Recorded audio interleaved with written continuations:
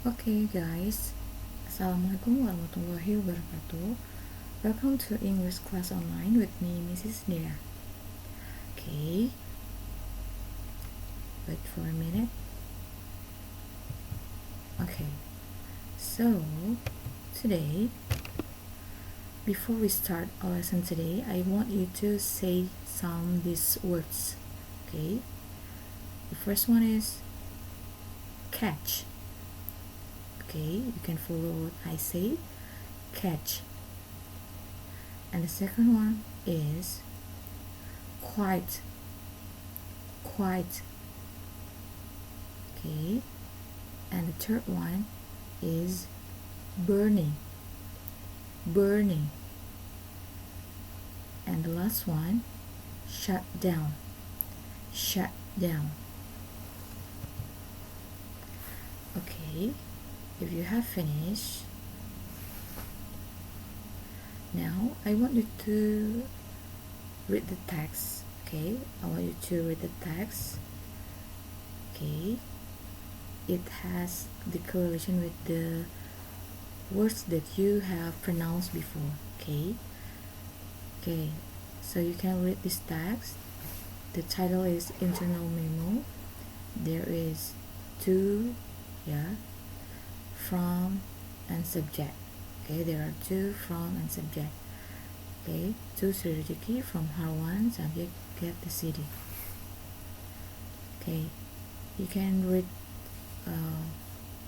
and follow what I say too at your home. I'm in a hurry to catch the bus.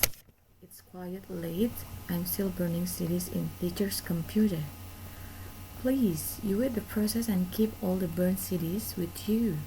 There are 5 CDs more to burn. Don't forget shutting down the computer and disconnect the electric lines. Okay, so you can see here. Okay, this is a text, or perhaps you can call it like letter. Jadi bisa kamu mungkin sedikit kamu pahamnya ini seperti surat kan, karena ada to, ada from gitu ya. Okay, so next, what is this gitu ya. Walaupun disitu ada tulisan internal memo, mungkin ada yang sudah pernah dengar, ada yang mungkin belum. Okay, so that's all. I just want to give you a perception about the text. Okay, so what we are going to learn today, we are going to learn about memo. Yes. Okay, what is memo? Okay, you can see from this slide, the memo is a message that is written shortly, clearly, and easy to be understood.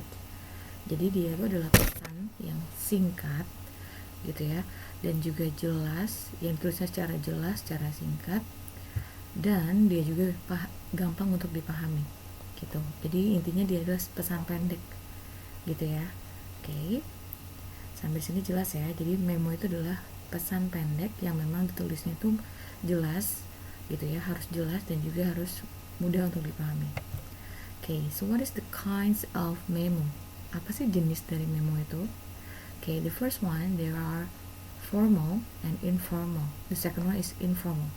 What is formal? Formal in this occasion, for example, like in the office, ya, misalkan di kantor gitu ya, si surat singkatnya itu atau pesan singkatnya itu biasanya from the director to the manager, atau from the leader to the employee gitu ya, for example like that. Jadi dari atasan ke bawahannya biasanya seperti itu, dan itu memang karena formal, jadi pesannya kan kalau kita mungkin by WhatsApp ya, but it is on with that letter like memo atau pesan singkat, and it's different with the text ya.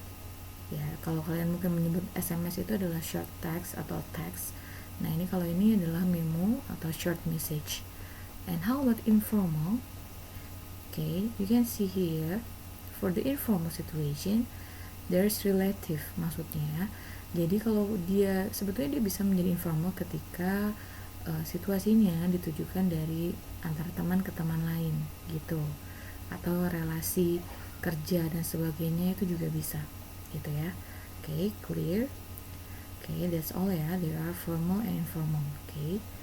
And next is the content of the memo. What is the content of the memo? Content itu adalah isinya. Apa sih biasanya isi dari memo itu? Biasanya the first one is questions. Biasanya bisa berupa pertanyaan yang memang ingin ditanyakan oleh orang tersebut kepada orang lain. Okay. And then next, orders. Orders in bahasa is it can be like pemesanan, ya. Biasanya yang sifatnya bisnis itu biasanya menggunakan memo juga bisa. And the next one is information. What is information? Information is informasi. Jadi asking for information juga bisa digunakan dalam konten yang kamu ingin buat dalam memo kamu. And the next one is warning. What is warning? Warning in bahasa is peringatan. Ya, bisa juga sebagai peringatan isinya misalkan, itu juga bisa. And the next one is request. What is request? Request in bahasa is permintaan. So you can what is that? Write down about your request on your memo. And the last one, it can be about expectation. What is expectation? It's about hope atau harapan gitu ya terhadap sesuatu juga bisa.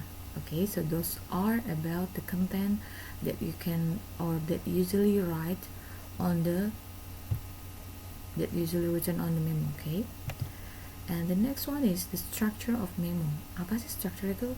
Strukturnya ya, like you always learn about text. Of course there are some the structure ya, jadi nggak mungkin main tulis aja atau main taruh di mana aja urutan kalimatnya, tapi ada structure-nya, ada strukturnya.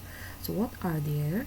The first one is to, ya. Jadi pertama itu biasanya dimulai dari kata to. To itu berarti untuk. Jadi the person or group that receive the memo, berarti orang yang akan menerima memo itu, received, menerima. And the next one is from, berarti dari. Nah kalau dari berarti the person who is writing the memo atau who writes the memo. Jadi sendernya, orang yang mengirimnya itu from. And the next one is date.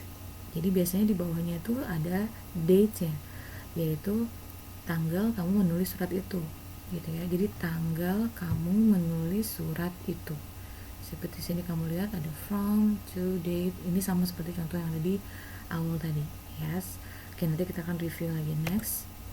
Oke, the next one is subject. Setelah tadi selesai, itu di bawahnya biasanya ada subject. What is subject? Bukan orang, tapi judulnya, topic, a short specific topic. Jadi intinya mau ngomong apa, gitu loh. Oke, and the next one is introduction. Nah, sebetulnya introduction ini tidak dituliskan seperti yang di atas tadi, to, from, date, gitu ya. Ini langsung ke isi si memonya atau body dari si memonya. Cuman biasanya usually it is written down for what is that, the structure, like introduction first and then body and then conclusion. Jadi nggak langsung kesimpulan, tapi biasanya dia ada basa-basinya dulu, explain about why the memo has been written down, kenapa si memo itu dibuat gitu, atau topiknya misalkan. Lalu badinya itu discusses the topic in detail. Jadi discussing about the topic biasanya lebih detail lagi.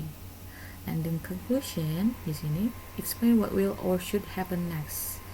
Jadi biasanya kesimpulannya biasanya berupa apa yang memang inti dari si isi dari memo itu. Dan remember, because it is memo, so it must be short. Kalau panjang itu namanya surat bisnis biasanya, yang bentuknya itu dia lebih panjang lagi dan itu lebih detail lagi isinya. Kalau ini short message, itu ada ketentuannya juga dalam membuat kalimatnya. Okay, so you can review. It's like what I have given to you in the first slide or the second slide before. Yeah, you can see here there is a text about memo, like what I told you before. There are two, ya, dari untuk siapa, lalu from, dari mana, siapa yang menuliskan ini, and then subject, yes, inti dari si memo ini tentang apa. Nah, but in this example there is no date, but the most important thing, you have to write down the date. Jadi harus ada tanggalnya kalau untuk memo. Remember ya guys. Jadi kamu letakkan di setelah from biasanya, di atas subject.